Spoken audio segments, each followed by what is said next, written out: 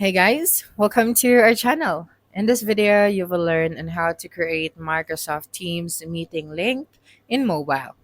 So first is you have to download the Microsoft Teams application from App Store or Play Store.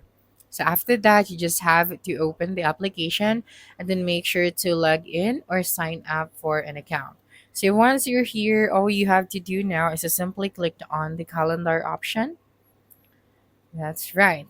Then here you can create a new meeting or meet now. So let's just go and click on the meet now option. Okay, so simply click on the meet now. That's right. Here, as you can see, you have here your share your meeting invite, copy the meeting link, or click on the meeting option. So simply click on this copy the meeting link or share meeting invite.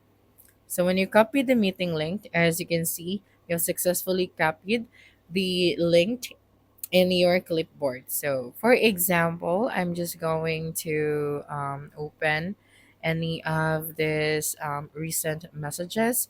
So if I am going to paste here the meeting link, as you can see, we have successfully created our meeting link using our mobile phone. So that's it for this video. If you think this video helped you solve your concern, please subscribe, like this video, and leave your comment below. Bye.